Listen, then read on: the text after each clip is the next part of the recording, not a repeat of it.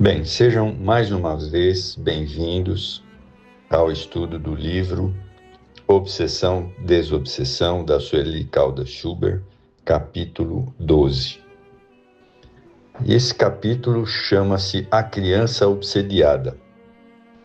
Será que existem crianças obsediadas? Vamos ler aqui o que ela está colocando. A questão do Livro dos Espíritos de Kardec, 199A. Aliás, não é racional considerar-se a infância como um estado normal de inocência? Não se vêem crianças dotadas dos piores instintos, numa idade em que ainda nenhuma influência pode ter tido a educação? Da onde a precoce perversidade, senão da inferioridade do espírito, uma vez que a educação em nada contribuiu para isso? Desculpem. Agora vamos ao texto. Nós temos que considerar que as crianças são espíritos muito velhos, né? Como nós. Todos nós somos espíritos velhos. Então, nada nos diferencia, apenas a idade dela, naquele momento. Mas vamos ao texto. Crianças obsediadas suscitam em nós os mais profundos sentimentos de solidariedade e comiseração. Tal como acontece ante as demais enfermidades que atormentam as crianças, também sentimos ímpetos de protegê-las e aliviá-las, desejando mesmo que nada as fizesse sofrer. Pequeninos seres que se nos apresentam torturados, inquietos, padecentes de enfermidades impossíveis de serem diagnosticadas, cujo choro aflito ou nervoso nos dói e impele a prece imediata em seu benefício, são muitas vezes obsediados de berço. Outros se apresentam sumamente irrequietos, irritados, desde que abram os olhos para o mundo carnal.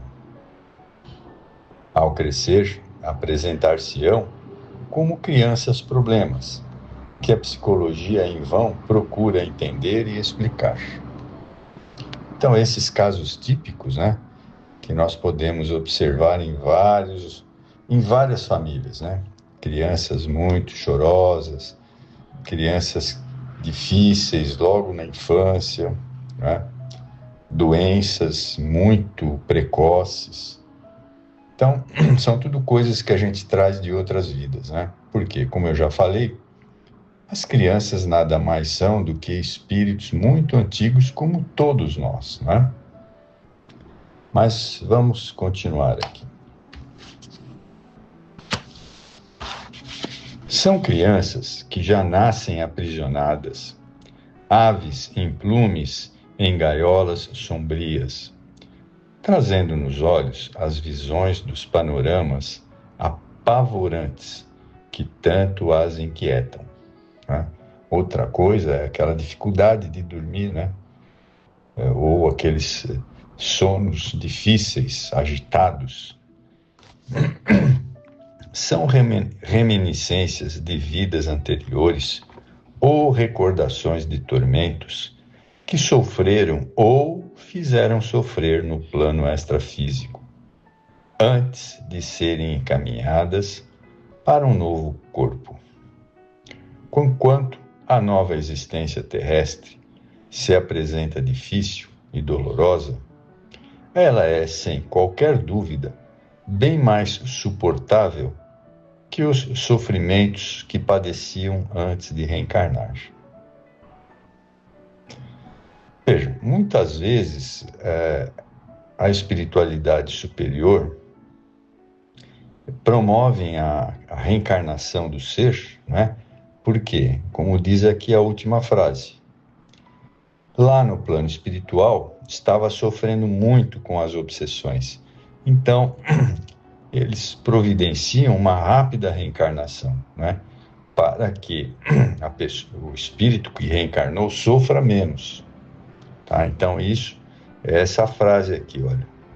conquanto a nova existência terrestre se apresente difícil e dolorosa, ela é, sem dúvida qualquer, bem mais suportável que os sofrimentos que padecem antes de reencarnar, ou seja, enquanto estava lá no plano espiritual, né?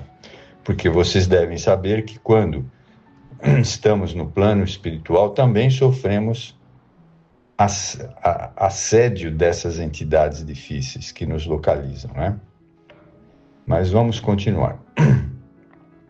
O novo corpo atenua bastante as torturas que sofriam, torturas estas que tinham as suas nascentes em sua própria consciência, que o remorso calcinava, ou no ódio e revolta em que se consumiam.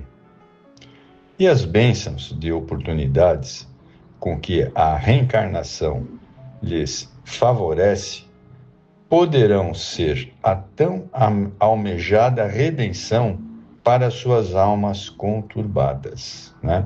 Então, a reencarnação é uma das formas de você tentar libertar esses espíritos dessa difícil situação que se encontravam lá no plano espiritual.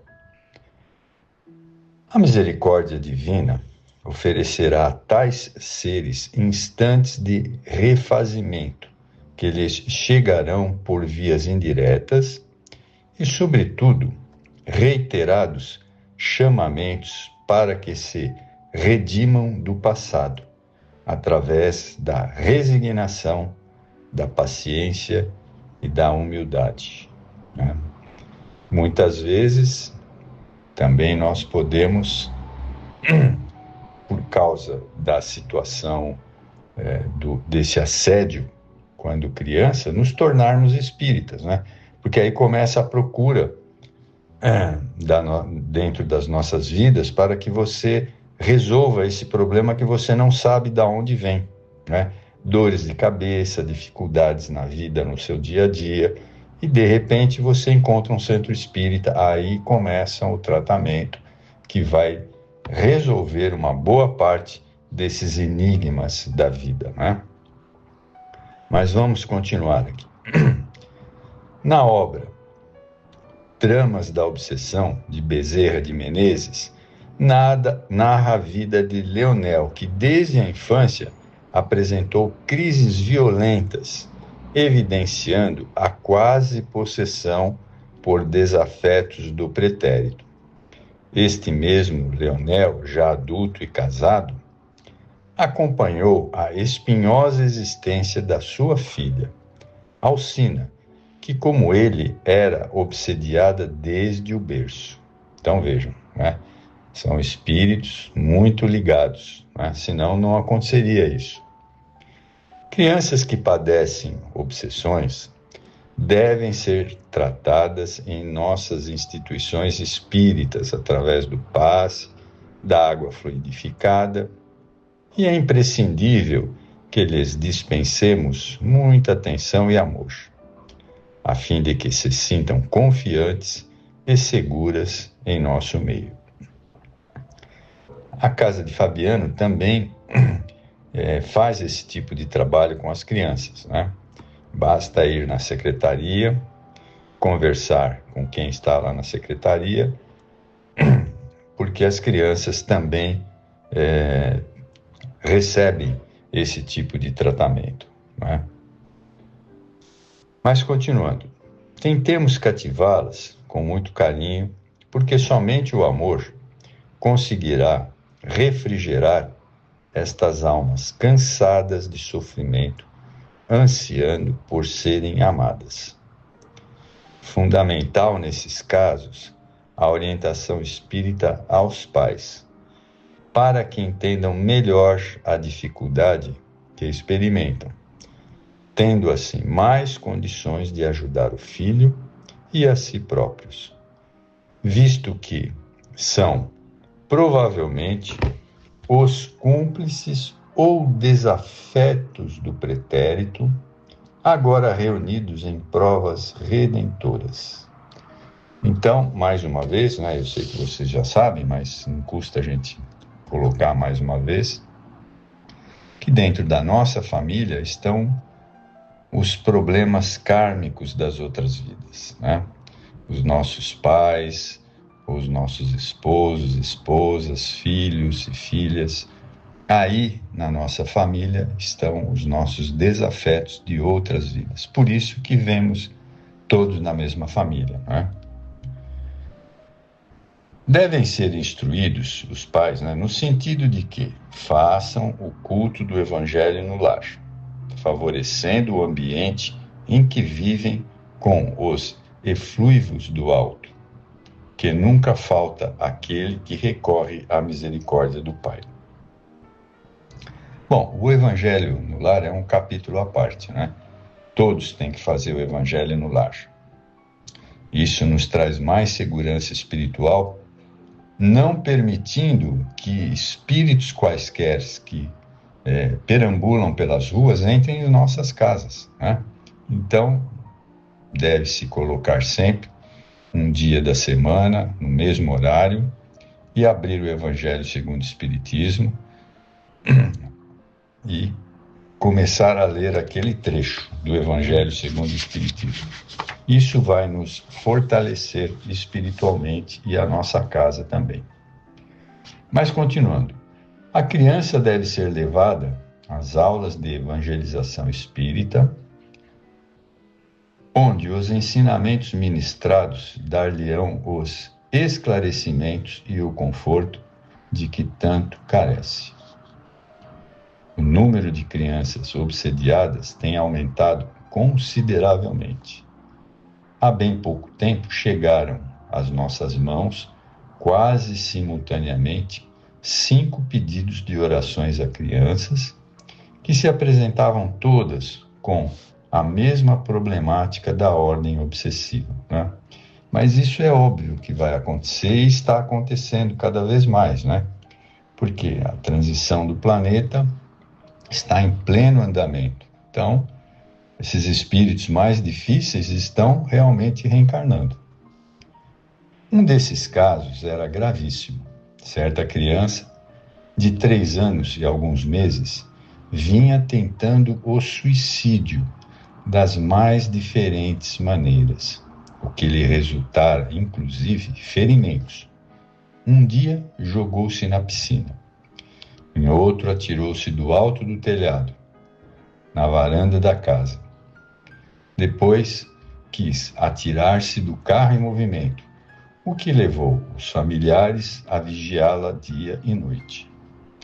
Seu comportamento de súbito tornou-se estranho, maltratando especialmente a mãe, a quem dirigia as palavras de baixo calão, que os pais nunca imaginaram ser do seu conhecimento. Foram feitas reuniões de desobsessão em seu benefício. Quando se verificaram as origens do seu estado atual, atormentada por muitos obsessores, seu comportamento espiritual é muito sério. As outras crianças mencionadas tinham sintomas semelhantes. Acordavam no meio da noite, inconscientes, gritando, falando, rindo. Não atendiam e nem respondiam aos familiares, nem mesmo dando acordo da presença deles. Todas são menores de 5 anos. Com a terapêutica espírita, completam essas crianças para que melhorem sensivelmente, sendo que 3 retornaram ao estado normal, né? Então, como vocês podem observar, as crianças são espíritos muito antigos e realmente podem sofrer a obsessão, né? Então, quando detectamos essa situação, temos que nos socorrer na casa espírita, né? A gente pode ver muitas famílias nessa situação sem serem espíritas e procurar orientar, mas sempre entendendo que cada um tem o seu livre-arbítrio, né? Porque muitas pessoas são de outras religiões e não entendem a sistemática espírita. Bem, eu espero que tenha sido útil para vocês esse novo capítulo do livro. Muito obrigado, até o próximo.